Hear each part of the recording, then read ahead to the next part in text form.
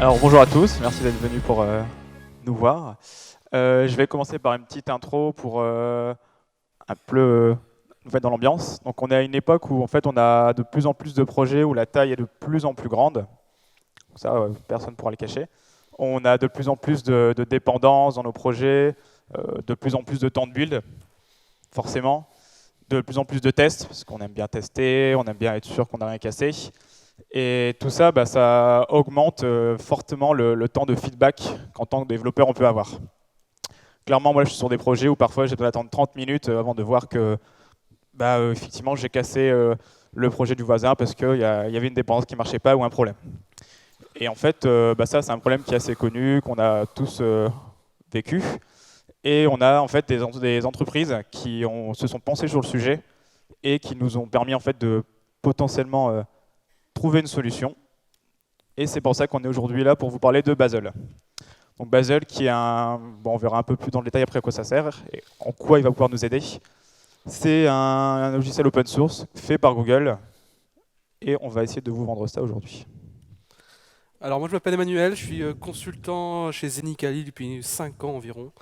Et je suis aussi le co-leader du DevFest Lille, bien meilleur que le DevFest Nantes. Donc rendez-vous, pas aussi bien que le DevFest Toulouse, rendez-vous le 12 juin 2020. Hop. Et moi c'est Aurélien Loyer, donc je suis consultant chez Zenica depuis 4 ans. Et pareil, je travaille dans le domaine du web et pourquoi pas après d'autres sujets comme aujourd'hui. Donc on va continuer. Je vais continuer ma petite intro en parlant un peu de chez Google. Donc, chez Google, ils travaillent sur un gros monorepo. Donc tous leurs projets sont même un simple même repo. Donc on a tout le code qui est là. Donc quand un développeur a besoin de travailler sur juste une petite partie d'un repo ou d'un projet en interne, on ne va pas y aller directement récupérer tous les projets, tout le code et tous les tests. Et donc du coup, Google pour ça a mis en place plein de petits logiciels ou outils pour faciliter la vie des développeurs. Donc là, on en a mis quelques-uns, Piper, Presubmit, Tap. Donc je ne vais pas rentrer dans le détail. Si vous voulez aller voir un peu à quoi ils servent, je vous laisserai aller voir après. Et du coup, non, on va plutôt s'attarder sur la partie monorepo avec le build et les tests pour vous parler donc de Bazel. Donc, comme je vous ai dit tout à l'heure, c'est un produit qui a été créé par Google. Donc, ce qu'il faut savoir, c'est qu'avant d'être open sourcé en 2015 par Google, c'est un outil qui était utilisé en interne chez Google sous le nom de Blaze.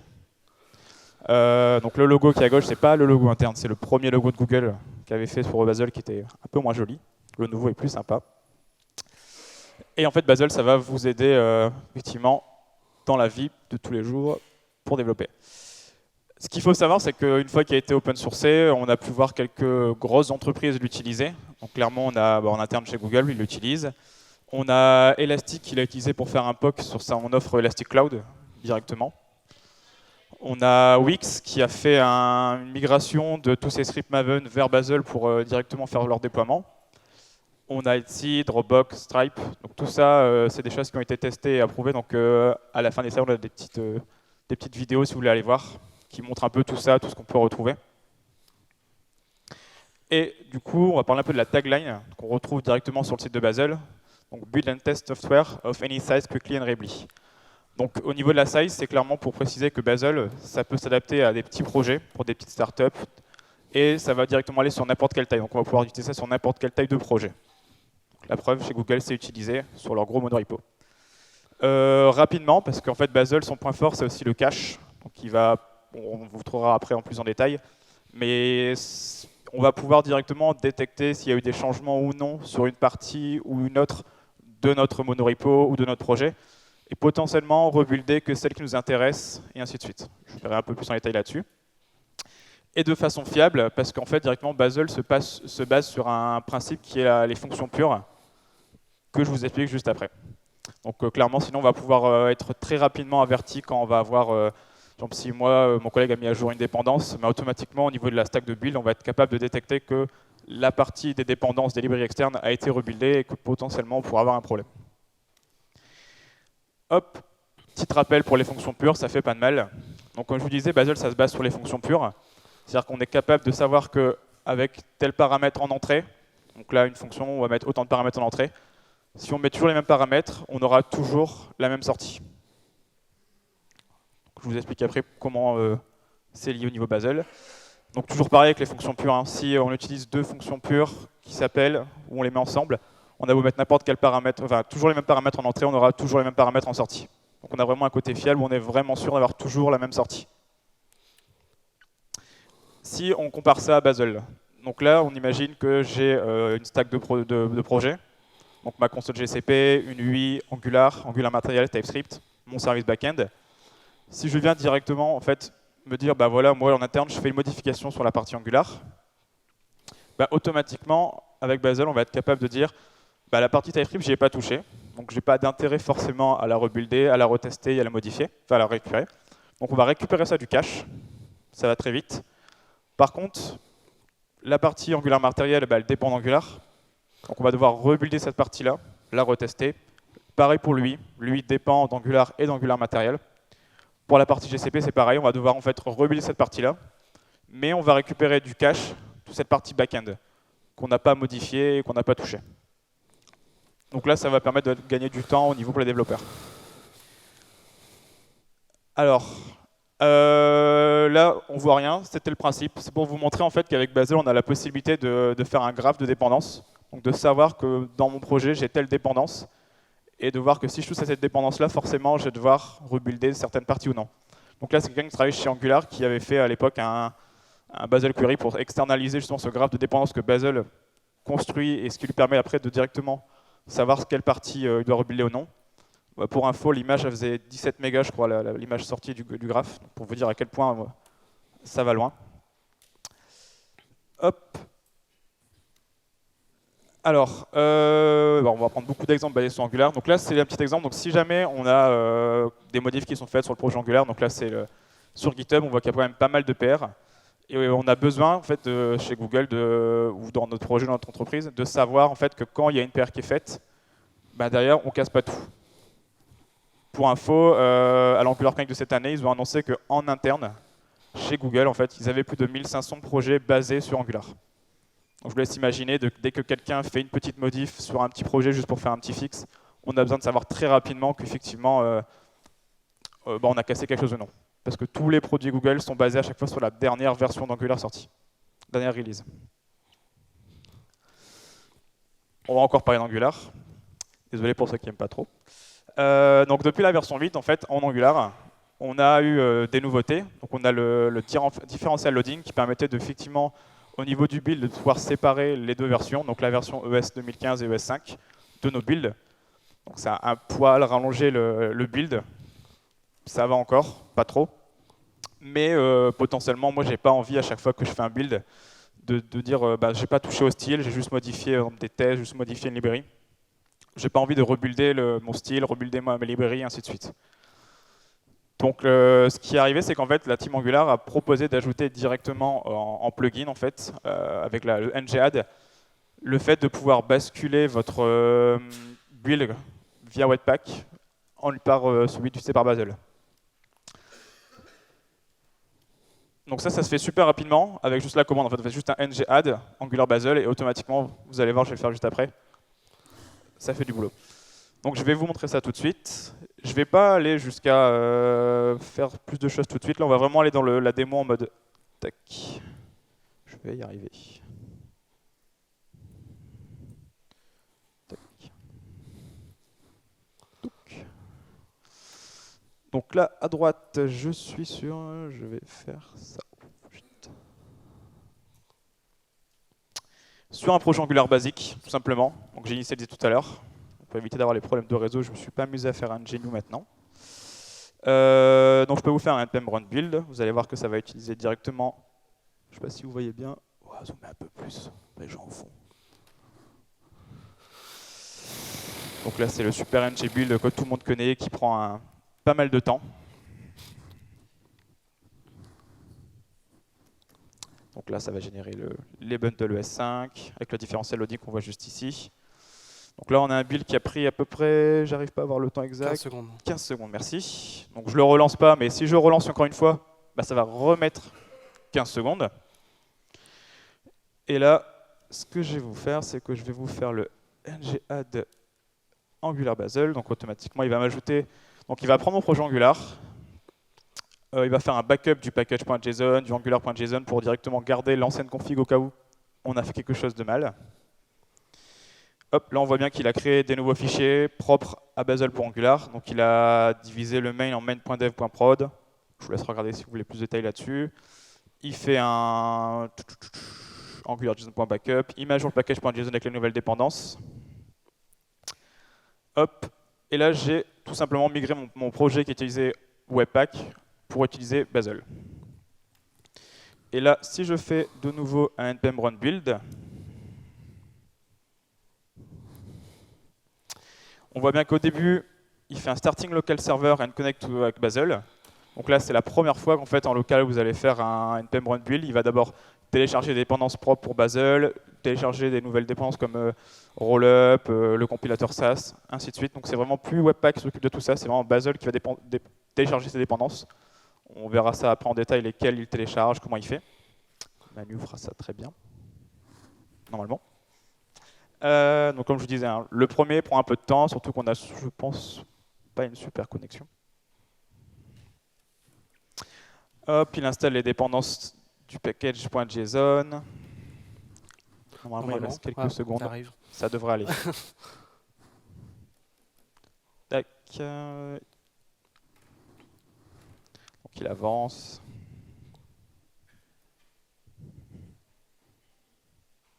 C'est pas toujours comme ça dans les projets JS, hein, je vous le rassure. Parfois, ça va vite. Hop. Il compile les packages Angular templates. 5 secondes, allez. Décidément, ça prend du temps. Donc là, on voit bien qu'il est passé par Rollup pour la partie packaging de l'application. Il optimise les bundles avec.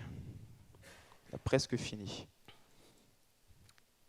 Et voilà, donc là, effectivement, ça a pris 85 secondes. C'est beaucoup plus que 17, je ne vous vends pas le truc. Par contre, la partie intéressante, c'est que si moi je relance un build derrière, hop, tout à l'heure c'était 17 secondes, hop, fini, 4 secondes.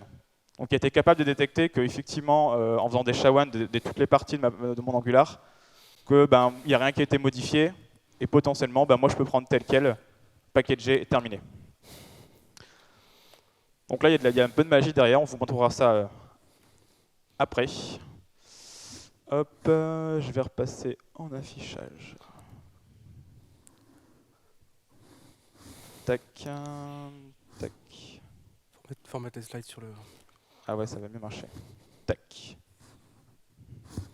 Je vais y arriver. Hop là. Donc là, quand je vous ai montré en fait qu'on a fait les deux builds, effectivement, en Webpack, on fait un build une fois, un build une deuxième fois, ça prend autant de temps. Quand on fait un npm build avec la partie Bazel, effectivement, il est capable d'aller beaucoup plus vite, 5 secondes au lieu de 17. Et je laisse la place. Donc là, c'était une présentation de Bazel avec Angular. Limite, c'est un peu caché parce que c'est le but de ce genre d'outil, de cacher la configuration, Webpack et tout ça, parce qu'on n'a pas envie de le faire. Là, on va rentrer plus en détail de la syntaxe de Bazel. Si un jour vous devez écrire des fichiers de build pour que ça respecte ce que vous devez faire, quelle est la démarche à suivre? Alors déjà, moi quand j'ai pris connaissance de Bazel via une conf chez Angular, je pense, je me suis dit ok, c'est encore un énième outil de build à connaître. On a déjà pas mal d'outils, Rollup, Webpack, rien que dans le monde Node, Maven, Gradle dans le monde Java, ainsi de suite. J'ai pas trop envie d'avoir un énième outil qui se vante être multilangage, etc. Suite à la création de cette conférence et des différents tests qu'on a mis en place, nous on voit plutôt Bazel comme un orchestrateur. C'est-à-dire qu'on va pouvoir réutiliser les outils de build qu'on connaît tous, Maven, Gradle, Webpack, Rollup, etc. Mais juste définir l'orchestration. Quelle partie de mon monorepo je dois builder avant quelle autre.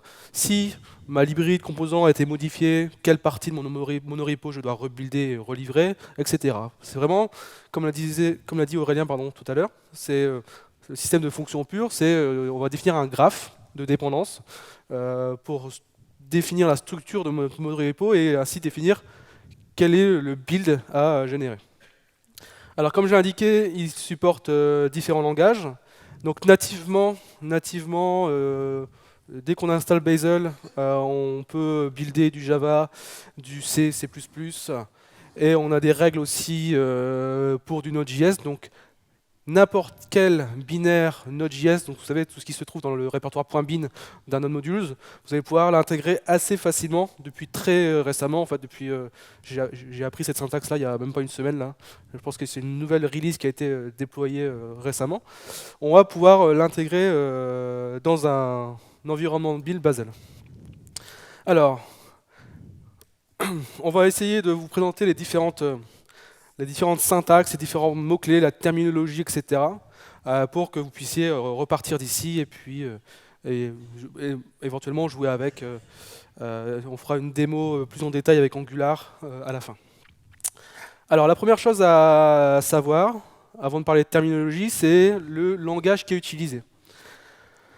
Alors n'ayez pas peur, vous n'allez pas écrire des fichiers make, parce que le but de Bazel c'est un peu de supprimer les makefiles qui permettaient avant d'orchestrer des builds. Mais si vous voulez rajouter du fonctionnel à Bazel, c'est le langage qui s'appelle Starlark qui va devoir être utilisé. Starlark, c'est dur à dire, c'est un dérivé de Python. On n'a pas toutes les fonctionnalités de Python de base. Mais on peut faire des conditions, on peut itérer sur des ranges, on peut définir des fonctions avec des paramètres, etc. Donc là, rien de magique. Quelques différences que j'ai retrouvées sur le site de Bazel. À ma connaissance, Starlark est utilisé que dans Bazel. Peut-être que je me trompe, j'ai pas fait la recherche. Donc les variables globales, on peut pas les modifier. Les for et les if statements, on peut ne les faire que dans des fonctions. On ne peut pas faire de récursion, on ne peut pas modifier une collection lorsqu'on itère dessus. On n'a pas de classe et d'import, même si on a des objets un peu similaires.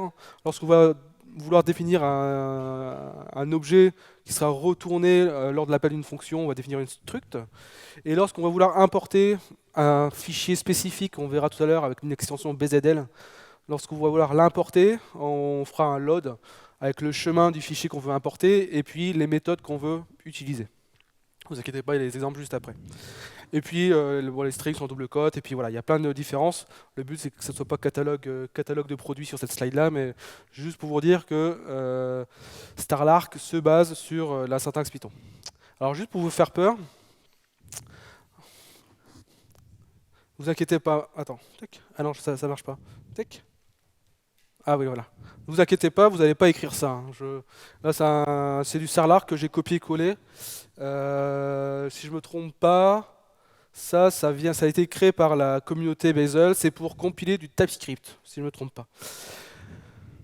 Que du TypeScript. Hein. Imaginez si vous devez faire autre chose à côté, ben, vous avez un fichier de build qui fait beaucoup de lignes. Le but, là, c'est la communauté qui a créé ça. Nous, on va juste la réutiliser en fait. C'est comme s'ils avaient créé des librairies de règles Bazel. Nous, on va juste les installer, les loader dans notre fichier de configuration à nous, et ensuite les utiliser. Mais si vous souhaitez un jour builder vraiment un truc spécifique et pas natif dans Bazel, ben, c'est possible de créer ce genre de script dans votre projet et les importer. On verra tout à l'heure comment créer ces custom rules. Alors, on va parler de terminologie maintenant. Parce que c'est la partie la plus tricky quand on a commencé à travailler avec Bazel. Il y a la terminologie qui était un peu bizarre et pas mal de règles syntaxiques à respecter dans les fichiers de build. Si tu lis pas la doc, bah, tu comprends pas. Donc on s'est tapé la doc de manière assez complète pour pouvoir comprendre le truc. Alors, première terminologie, les workspaces et les packages. Les workspaces, grosso modo, c'est la racine de mon monorepo. C'est là où se trouve un fichier qui s'appelle workspace. Jusque-là, c'est assez simple. Donc quand on va appeler une commande Bazel en ligne de commande, Bazel va vérifier que dans le répertoire dans lequel j'exécute ma commande Bazel ou dans un répertoire parent, j'ai ce fameux fichier workspace. Si je n'ai pas ce fichier workspace, il va me dire tu ne peux pas exécuter Bazel si tu n'es pas dans un workspace Bazel. Le but de ce genre de fichier, c'est de mettre toutes les interactions vers l'extérieur. Toutes les interactions vers l'extérieur, c'est-à-dire si je dois télécharger des binaires, par exemple. Il y a des exemples dans la documentation Bazel, c'est je sais que dans mon build, quelque part, j'ai besoin d'un compilateur TypeScript. Le fait de télécharger le compilateur TypeScript, je ne vais pas le mettre dans ce fichier de build là, je vais le mettre dans le fichier workspace. Seul le fichier workspace nous permet d'interagir avec l'extérieur. Donc grosso modo, on a à minima qu'un seul fichier workspace par monorepo. Ensuite, on a un package, ou plusieurs. Plus souvent, on en a plusieurs, sinon l'intérêt est zéro dans Bazel. Un package, c'est encore une fois un répertoire dans lequel on va avoir un fichier build.bazel. On peut en avoir plusieurs. C'est dans ce fichier build.bazel qu'on va déterminer, ok, ce fichier de build, il se trouve dans un répertoire. On va dire par exemple src. Et mon fichier de build va être en charge de compiler, de gérer, de lancer les tests, d'optimiser ou je ne sais quoi. Tout ce qui se trouve dans le répertoire src. Si j'ai plusieurs build.bazel, chaque fichier build.bazel va être en charge de son répertoire. Et c'est là où va rentrer en jeu ce que disait tout à l'heure Aurélien, le cache. C'est que si on n'a qu'un seul build.bazel, bah, ça sert un peu à rien parce que j'aurai pas de système de cache optimal. Le but, c'est d'avoir une granularité assez fine. On verra tout à l'heure l'avantage et les inconvénients. Pour avoir ce temps de build qui diminue. Donc là, par exemple, on a imaginé la code base de Google. Je pense que c'est faux, hein, mais bon, c'était juste pour l'exemple. Imaginons que j'ai mon gros monorepo de chez Google, dans lequel j'ai un fichier workspace dans lequel je mets les interactions vers l'extérieur. Dedans, j'ai mon projet GCP, ma console GCP, on va dire. On va dire que c'est du... On s'en fout, c'est du back ou du front. Je crois que c'est du front, on va dire là. Il a 3 sous-projets. L'un pour afficher les dashboards de statistiques, un autre pour afficher la partie finance, un troisième pour afficher la gestion des droits, etc. Et à côté de ça, j'ai un sous-projet Angular avec le sous-projet, sous-module core et HTTP. Et on voit que dans chaque sous-répertoire, j'ai un fichier build.bazel. Donc ici, ce build.bazel là va gérer la compilation, va gérer les tests, va gérer le build du sous-module HTTP. Pareil ici, le build.bazel de IAM va gérer que celui-là. Donc après, si on met des dépendances, par exemple, si on dit que dans mon build.bazel, pour pouvoir builder l'ensemble de GCP, bah, j'ai besoin de builder IAM, finance et dashboard, parce que dans chaque sous-répertoire, j'ai un fichier build.bazel également. Si je ne modifie que IAM, bah, dashboard et finance ne seront pas recompilés. C'est là où on gagne en intérêt. Encore plus loin, si IAM dépend d'Angular, comme disait Aurélien, chaque produit de chez Google se base sur les dernières versions du framework. Si mon Angular n'a pas changé depuis la dernière fois que j'ai recompilé la console GCP, bah, il ne va pas recompiler Angular. Par contre, s'il y a une modification, bah, il va recompiler Angular et va rebuilder la console GCP. Et c'est un peu ce qui est fait quand on fait des PR Angular. Ouais, on n'est pas en interne, et d'ailleurs sur GitHub on ne voit pas trop, mais dès qu'on fait une PR sur Angular, il y a un gros Bazel test qui est exécuté. On suppose, hein, on n'est pas chez Google, il faudrait demander à Google si c'est vrai ou pas. Un gros Bazel test qui teste toute la grappe, tous les sous-projets du monorepo de Google pour voir si on n'a pas pété quelque chose dû à la pull request que je viens de faire. Donc imaginez s'il y a 15 000 projets, c'est ça? Non, 1500 projets 500. Angular, si on doit tester 1500 projets à chaque fois qu'on fait une PR, déjà que ça dure 30 minutes chez Aurélien, chez son client, bah, c'est intenable, quoi. Donc c'est pour ça que le système de cache est très intéressant. Alors, là c'est juste des exemples, même si on ne va pas l'utiliser dans la démo après, c'est si on veut, dans le fichier workspace, si on veut télécharger des règles externes pour pouvoir les réutiliser plus tard, on a des mots-clés, des méthodes pour aller télécharger depuis GitHub un binaire qui s'appelle rules.node.js. On met un SHA-256 pour vérifier lors du téléchargement que ce que j'ai téléchargé correspond bien à ce que je devais télécharger, voir s'il n'y a pas eu des corruptions entre les deux. Il manque un truc. Non, c'est bon. Donc là, on a vu Workspace et Package. Maintenant, on va voir les deux autres mots-clés, Rule et Target. Il faut voir les rules comme juste l'appel d'une fonction. Ces fonctions, donc là je suis dans un fichier build.bazel. Ces fonctions sont soit des fonctions natives à Bazel, soit des fonctions qui viennent de librairies que j'ai téléchargées. Parce que la communauté me propose des méthodes utilisées Bazel pour pouvoir étendre le fonctionnel de cet outil. Donc là, la fonction genRule, c'est un truc natif en Bazel, ça nous permet d'exécuter une commande bash quelconque. Donc là, limite, on s'en fout parce que j'ai mis des 3 petits points, c'est pas le but. Mais voilà, j'appelle une méthode avec 3 paramètres, des sources en entrée, un output et une commande. D'ailleurs, vous voyez le terme src, j'exécute quelque chose et ça me produit quelque chose. Grâce à ce lien où j'ai des inputs, j'exécute quelque chose et ça me produit des outputs, c'est grâce à ça que Bazel va pouvoir définir ce graphe de dépendance dans l'ensemble de ma code base et de mon outil de build. Donc là, ça appelle juste une fonction. Une target, c'est la même chose, à part qu'on va rajouter un petit nom. Et ce petit nom, ici que j'ai appelé copyfile, mais vous pouvez l'appeler comme vous voulez, c'est ce qui va me permettre de faire cette fameuse relation entre builds. On verra tout à l'heure comment on gère tout ça. Donc là, la seule chose que j'ai ajoutée, c'est cette propriété name.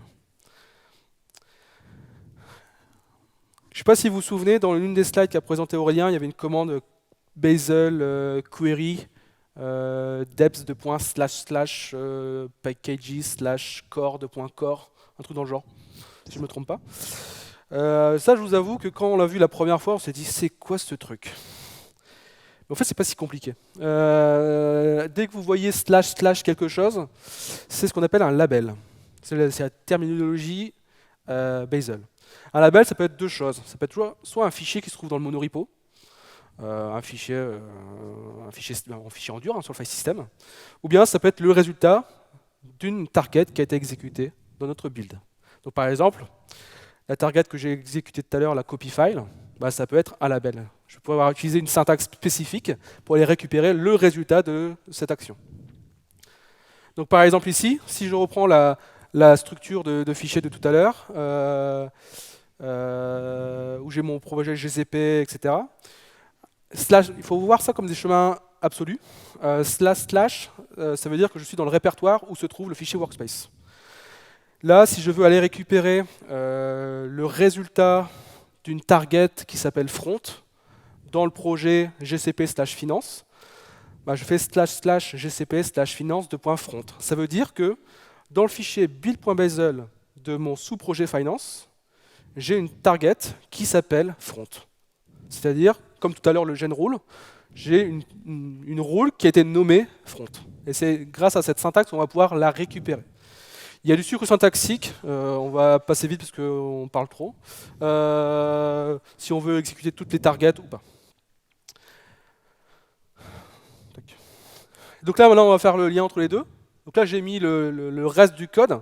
Donc là, le use case est pourri, on verra après avec Angular, mais j'ai ma code base sur GCP. Là, je vais créer une target qui s'appelle copyfile, qui dépend d'un fichier qui se trouve dans le répertoire Angular. Donc un label, ça peut être également un fichier physique qui se trouve sur mon monorepo.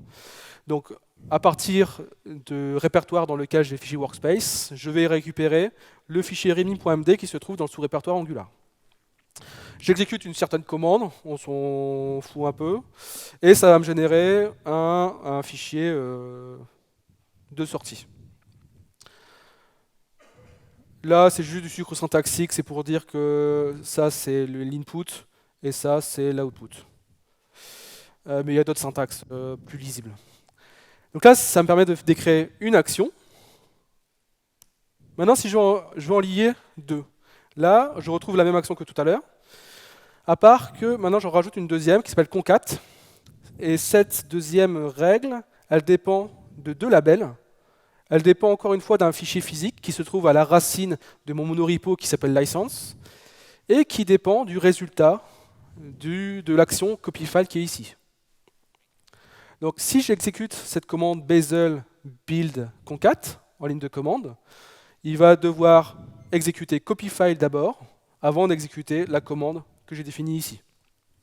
Si j'exécute une deuxième fois, et que copyfile n'a pas été modifié, c'est-à-dire que le SHA-1 de l'input est strictement égal, il ne va pas le réexécuter, il va directement réutiliser ce qui était en cache. Donc là, c'est un exemple très simple, parce qu'on a deux petites actions qui se battent en duel.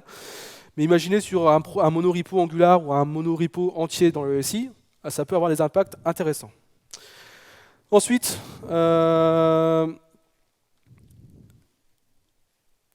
si on commence à créer des fichiers de build comme ceci, donc là vous voyez on n'écrit pas trop de Starlark, hein, on utilise des méthodes déjà prédéfinies dans Bazel ou bien dans des librairies externes.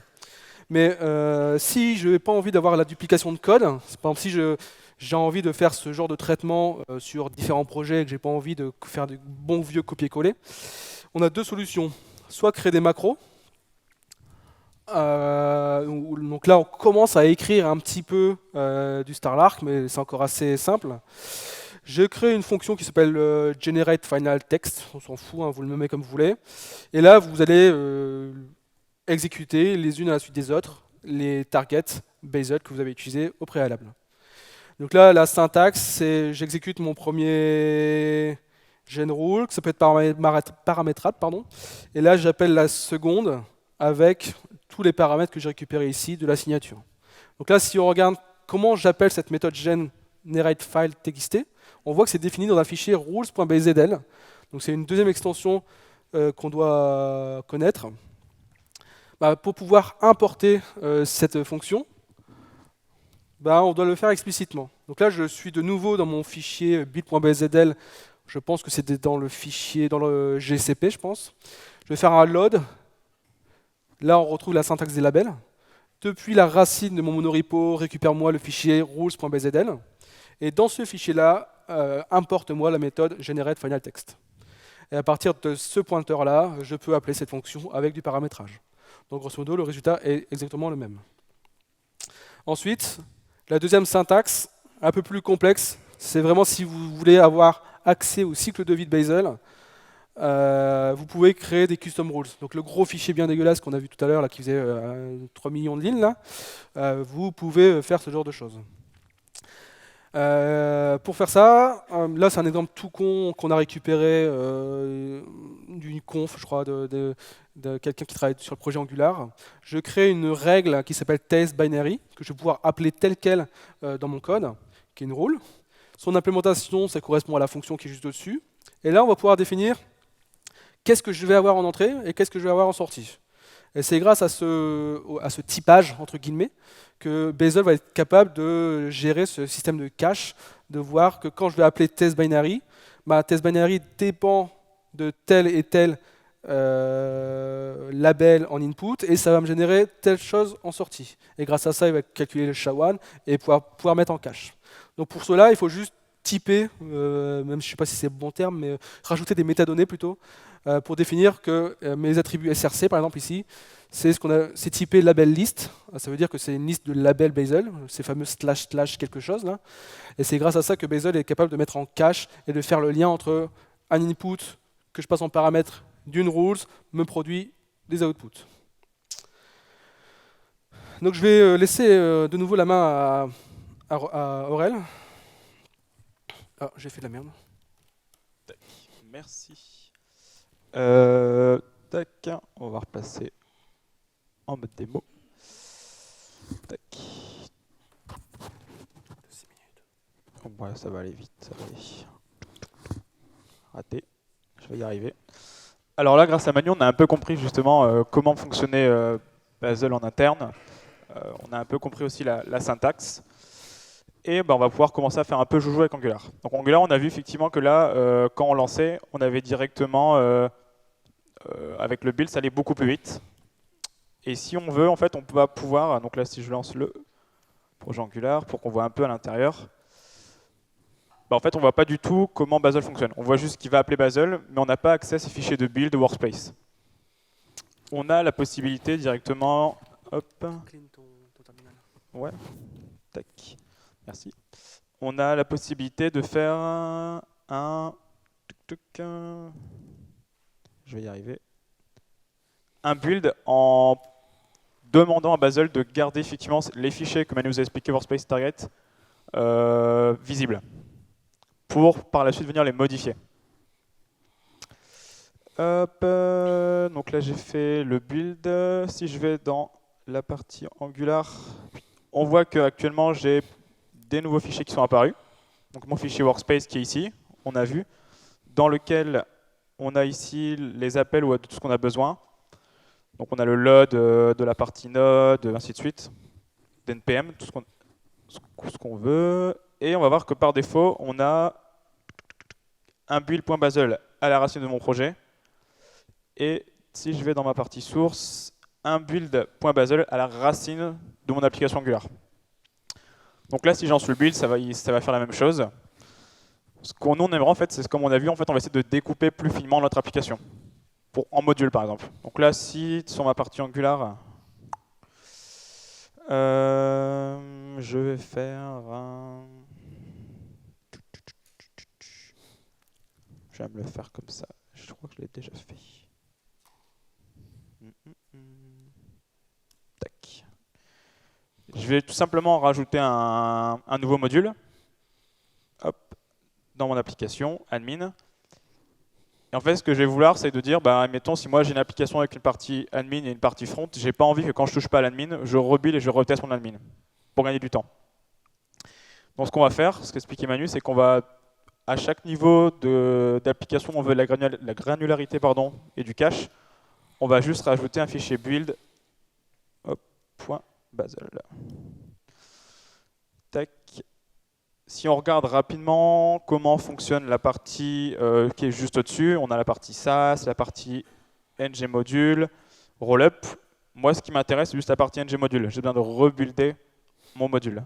Donc, si je prends cette partie du code du ngModule, pour être sûr qu'il ne rebuild pas la partie admin, on va juste rajouter en fait src/admin/ Bon, on va prendre tous les fichiers .ts, on va les enlever.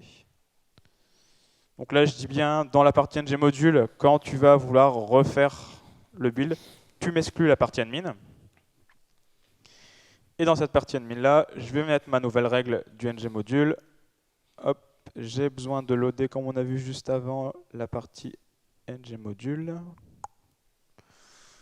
Là, tu m'inclus tous les fichiers .ts. La partie moyenne, ça, j'en ai pas besoin. Et puis le reste, on va pouvoir le laisser. Je pense qu'on est bon. Donc là sur VS Code, si on installe l'extension Basel, on a directement accès à nos règles directement à l'intérieur des fichiers. C'est assez sympa quand on fait le dev pour voir que ça fonctionne. Quand on fait une erreur dans la super truc, automatiquement on voit qu'il ne veut pas builder et qu'on n'a pas accès. Hop, j'ai exclu. Hop. Et là si je refais un build, npm, qu'est-ce que j'ai oublié? Il te manque dans le build.basel de SRC. Ah, l'output. Non, le deps. Tu penses qu'il faut mettre les deps? Ouais. Ici, exact, j'ai oublié. Hop, donc on a besoin de pouvoir définir aussi les dépendances. Donc, pour dire que la règle qui est ici, mon ngModule, dépend aussi d'une sous-règle.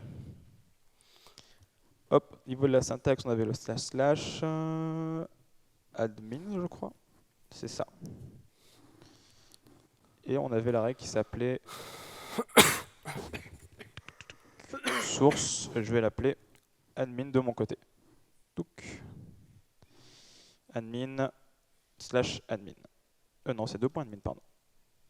Ouais, 2.admin. Donc on aurait pu mettre juste /admin, comme expliqué Emmanuel, on a le sucre syntaxique qui dit que quand on appelle une règle dans un dossier qui porte le même nom, on n'a pas besoin de rajouter, mais là on va le rajouter. Hop, normalement là on est bon.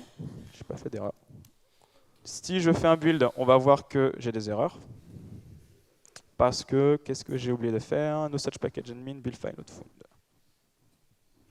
Basel. Le // non? Qu'est-ce que j'ai oublié? Parce que là, il cherche un répertoire admin à la racine. Ah oui. Tu penses que ça? Non, enlève le // admin de point admin. Ah oui, on n'est pas dans les faux. J'aurais dû mettre source app. Donc, si on met un // à chaque fois, il pense qu'on Il est à la repasse racine. de. Ah non, Toujours toujours pareil.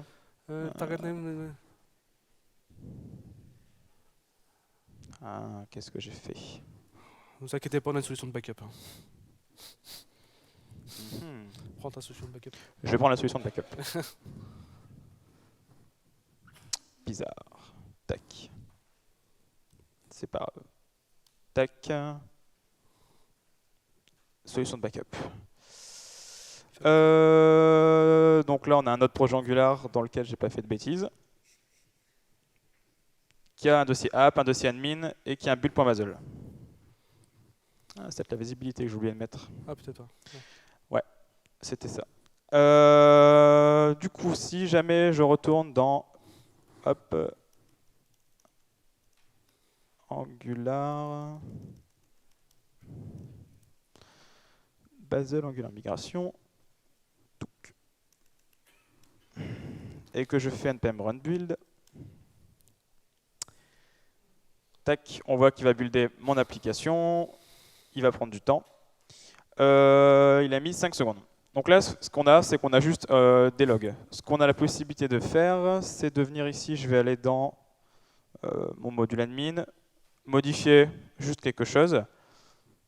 Il va juste tout rebuilder. Comme la partie 1 de mon application dépend de admin, admin va être rebuildé. Donc là, on voit bien qu'on a des sous-commandes qui sont exécutées. Pour afficher les sous-commandes, en fait, vous avez accès directement, pendant qu'il fait ça, je vais vous montrer un fichier Basel RC qui a la racine, là où il y a votre workspace, et vous allez pouvoir définir en fait plein d'options de build. Donc ça, c'est le fichier qu'il y a de base.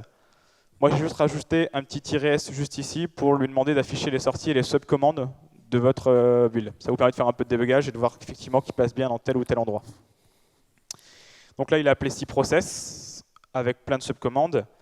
Et moi, si je viens juste en fait modifier, pas la partie admin parce qu'elle dépend, mais si je viens juste modifier par exemple mon app.component.html dans ma partie Angular, hop, j'ajoute juste quelque chose là et que je relance de nouveau mon build. Tac, il rappelle rollup. 28 sur 32, 29 sur 32.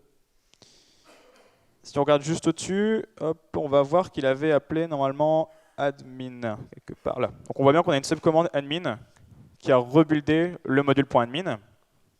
Et si on regarde la deuxième commande que j'ai jetée ici, à aucun moment on voit qu'il appelle admin. Donc il ne recompile pas admin, il ne reteste pas admin. Il va directement récupérer de son cache ce qui avait été fait avant.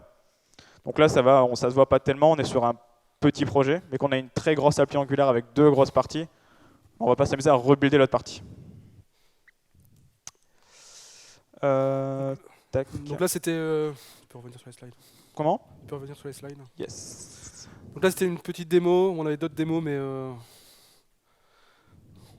on avait les yeux Plus gros que le ventre. plus gros que le ventre.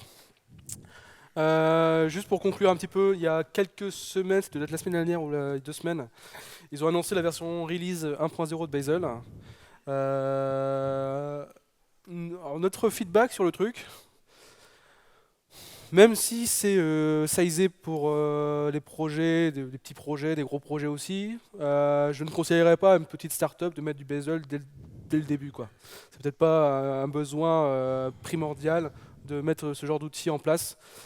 Par contre, si le projet grossit énormément, là, éventuellement, c'est peut-être une possibilité.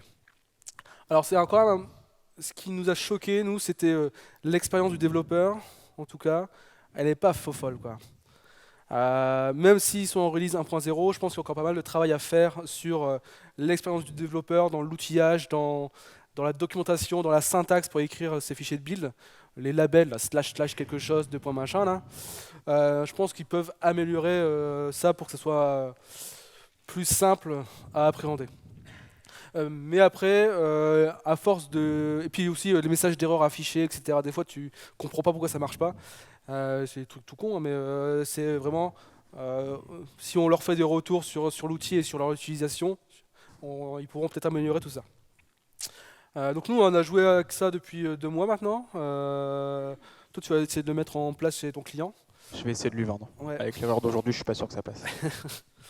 On a mis quelques vidéos qui ont été utiles pour créer cette conférence. Déjà la doc de Basel, la migration de chez Wiz, Maven vers Basel. Les découvertes de Basel, c'est la conf Etsy, il montre comment il déploie sur du Kubernetes avec un arbre de dépendance défini par Basel. Non, ça c'est la troisième, ça Streamline Kubernetes Application. La découverte, c'est par Elastic, je crois. À la découverte de Basel, c'est une conf à Devox tout à fait de quelqu'un de chez Elastic. Et ensuite, une conf à Angular Connect ou à ngconf, je ne sais plus, sur l'intégration de Bazel dans l'Angular CLI pour bootstrapper des projets. Merci beaucoup. On a encore 5 minutes de questions.